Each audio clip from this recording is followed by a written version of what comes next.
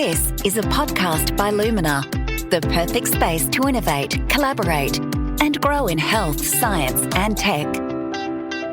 Dr. Francoise Butel, welcome to Health Tech Talks. We're really thrilled to have you here today. Thanks a lot. You're an experienced developmental paediatrician currently working within the Child Development Service for Gold Coast Health. You completed the majority of your paediatric training at Sydney Children's Hospital and started your career as a paediatrician in Auckland, New Zealand, before relocating to the Gold Coast in 2011 to work at the Child Development Service. For the past 6 years, you've been the Medical Director of Community Child Health. I'd like to start by talking about your team and the move to the new premises in Lumina within the Gold Coast Health and Knowledge Precinct, which is close to the university and private hospitals. How does the new location enhance the care and support you provide to children and families? Yeah, so we're really excited about the opportunity to move into Proxima. I suppose as a wider service, we actually have locations across the whole of the Gold Coast, so from Palm Beach, Southport and Ormo. But this location is we're actually creating a dedicated space for our older age cohort. So we'll be seeing our children over the age of 7 there that need multidisciplinary team assessment, and then our adolescents that need ongoing developmental paediatric support. So you work with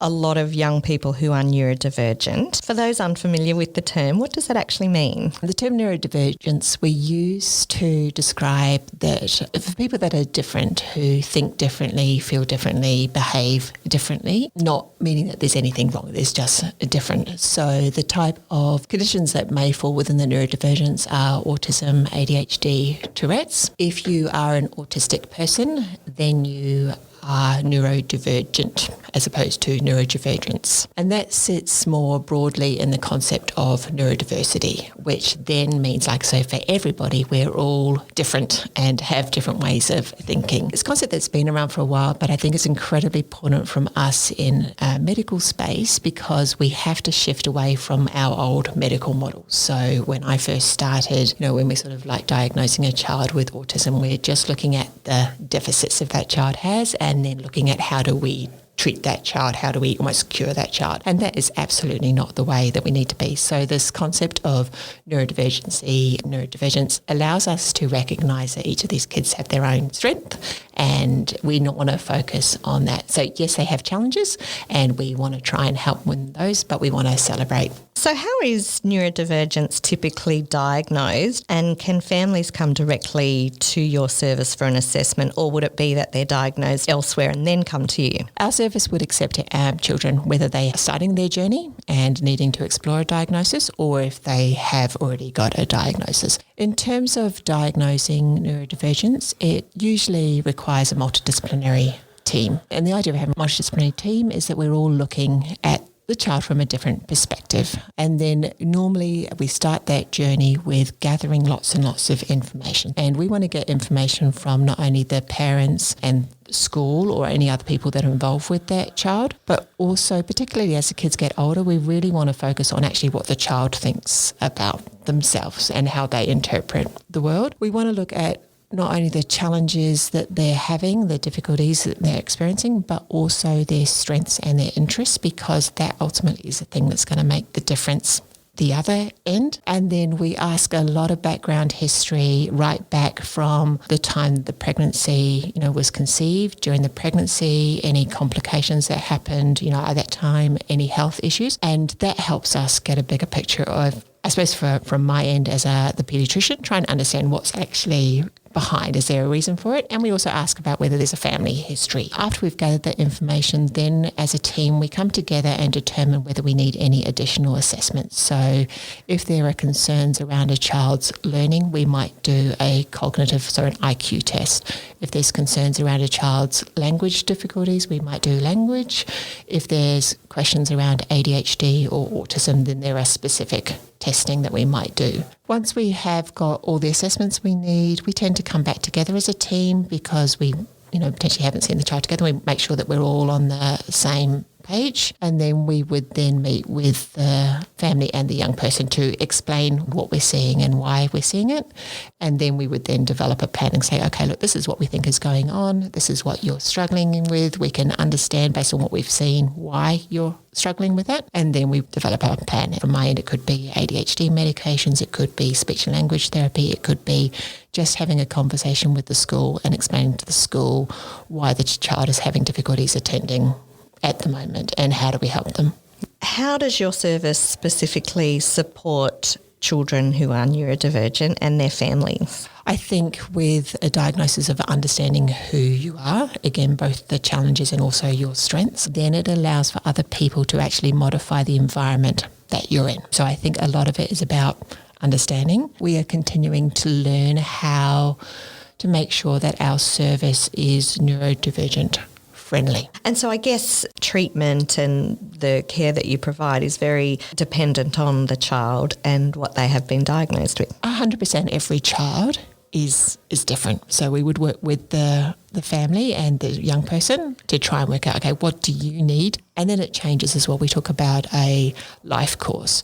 So what you need at 5 is different to what you need in your middle school versus when you're actually transitioning to high school. And what they need then when they're leaving school is very different to what they needed at 5. Yes, lots of different stages. So who is part of your treating team? We're incredibly proud, I suppose, and privileged on the Gold Coast. We've done lots of mapping compared to other child development services across the country, and we probably have one of the largest variation of discipline teams. So we have paediatricians, we have what we call gypsies, which are GPs with a special interest. We have pharmacists, we have psychologists, neuropsychologists, social workers, speech therapists, occupational therapists, physiotherapists, and then our admin support. I mean, the important thing is that not every child needs all of those assessments. And whilst we all have our own different lens on what we're looking at, we use the term interdisciplinary. So it doesn't matter whether you see myself or the speech language therapist. We're all doing the same jobs. So it doesn't matter who you see. And then we might then go, okay, look, I need this person. So we need the psychologist or the neuropsychologist to do the formal IQ testing. What I love about it is that a patient and a family can come to your service and everybody that they might need is there. They have a saying in the service around no wrong door. So often you don't know what the child needs at that intake process. So, like the initial referral suggests that maybe they just need a paediatrician. But we would see and then go, look, actually, I think that there's more here. Looking ahead, what are your future goals for the service? Specifically for Proxima is that we want to really create a adolescent young person friendly space. So historically and rightly so, the focus of child development service, our service and across the state has all been around those early years.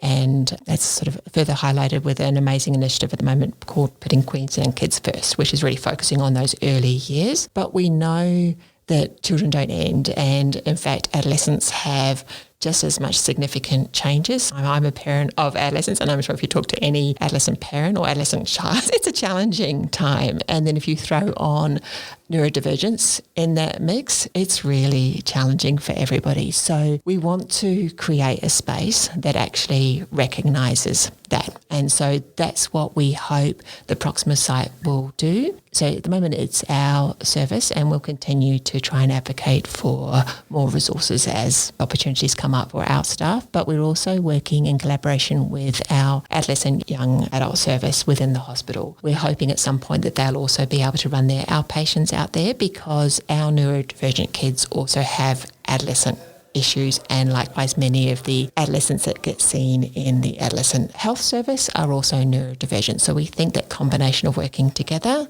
will be a really fantastic location. The other key thing for me is continuing to look at how we improve our models of care and efficiencies, etc. So we're certainly trying to bring in any artificial intelligence, sort of anything that helps streamline the service, from gathering the information to us, doing our clinics now are all ambient listening, so they will help us write our notes. We've brought in models where our pharmacists will also sort of help follow up our children, so that allows the paediatrician time to actually then see the next child that needs to come in. And I think our old way of diagnosing neurodivergence is very old school with blocks and, sort of patterns, and kids don't play with NewsAt anymore. So I'm like going, there must be a way for virtual reality or cartoons or games to be able to look at either the assessment or even monitoring that progress. So that's what I'm keen to explore.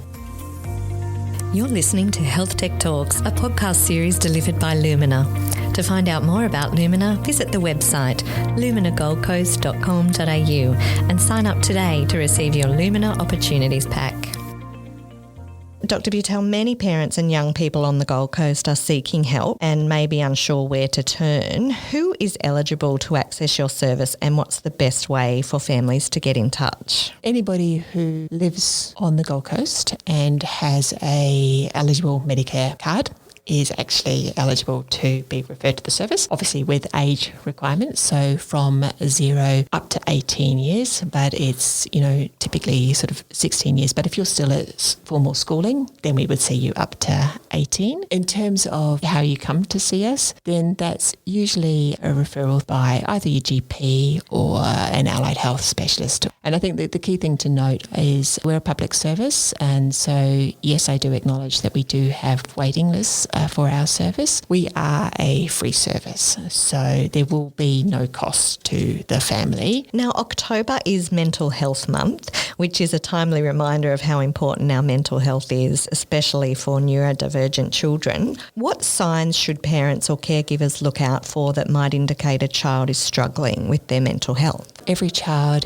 is different, but I think for me, loss of things that they used to find enjoyable and don't want to do anymore. Often school refusal, so not wanting to go to school. So kids will either externally express, so that might be yelling, swearing, saying that they hate you, and kicking, fighting. But I think if you dig behind that, and especially if there's a significant change, you may actually see that actually it's a barrier or a defence mechanism.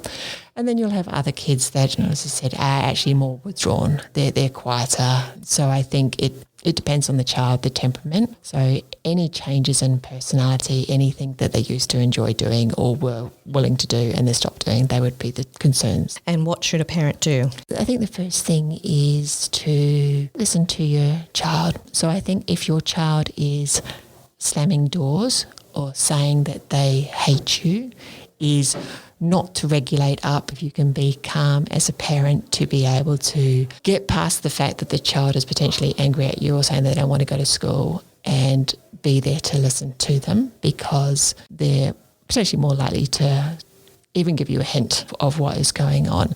And then I think it's about reaching out. Is there someone else? So talk to the school. Is there a counsellor at school or the wellbeing team? Go to the GP is also an absolutely fantastic starting point. There are other services around it, particularly around mental health. So we've been part of a collaboration, what's called Head to Health Kits, which has just started up. So that's, again, a free service. There's a 1-800 number families could find for children under the age of 12, and over the age of 12 there's a similar service called Headspace. So there's growing recognition of the need for mental health support for kids. In addition to neurodivergence, your service supports children with a variety of conditions. Can you share more about the other areas of health and health challenges that you address? So we are a child development service. So if you have health issues, then you would be seen at the paediatric outpatient clinic up at the hospital, so things like asthma, epilepsy. But for us, beyond neurodivergence, we would see children with underlying genetic syndromes, and often they sort of come in with developmental concerns, and then we identify that they have genetic syndromes as potentially a reason for that. Our service also does assessments for fetal alcohol spectrum disorders, so children who have been exposed to alcohol during their pregnancy. As you referred to earlier in our discussion, you're now based in the Proxima building, which is here at Lumina. Could you tell us a bit more about the space itself? So we wanted to make the space feel like a safe place. I have adolescents and then also that neurodivergence. So there's a lot of thought around lighting and colours, but we also have sort of say rules about what we need from a health perspective to make it clinically. So we've got the really lovely, beautiful foundation, so it looks beautiful with the right colours and plants, and now we're in the process of hopefully adding an additional art, either designed by our young people to actually make it really youth friendly. So many of our kids are incredibly talented, particularly in the art space. Yeah, so if we can get actually art done by the kids that we see and then look at displaying that would be absolutely perfect, yeah. We certainly made sure that there's lots of charging stations and things like that, and then look places that the kids can go if they needed to that's a little bit quieter and calmer. Being located so close to the university hospital seems like a great advantage. How does this proximity benefit both patients and families? The location of it is mainly around where the health knowledge precinct is, so it's sort of essential to everything. So it's close to tram lines. It's fantastic to be close to the hospital, but not in the hospital setting. So a lot of the children that we see often struggle to go into a big hospital. Bit overwhelming. Bit overwhelming. But if they needed to, and again, not all the time, but there are some children that we do need to send up to the hospital for blood tests and other investigations. So it does mean that they can, potentially walk up there after the clinic. For anybody interested in learning a little bit more about your service, is there a website that they can go to? Yeah, there absolutely is. So if you just Google Child Development Service Gold Coast, and that will take you through to our website. There is a plethora of information on there, both in terms of the services that we provide, things to do while you're waiting, and then also potentially links to other things that you might find helpful. So I'm thinking whether it's options for education, our speech therapists have done talk with me and speak with me. Younger child and you're concerned around their language, you could go on to that website and learn so while you're waiting, some strategies around language, yeah. Wonderful. Well, thank you so much for talking with me today, and thank you so much for all that you do for the families and children who need your support. And I want to thank them because I love my job so much. Thank you so much. That's right, thank you. Thank you for listening. If you've liked this episode and other episodes of Health Tech Talks, we'd love it if you could write a review or give us a 5-star rating so that others can find our podcast.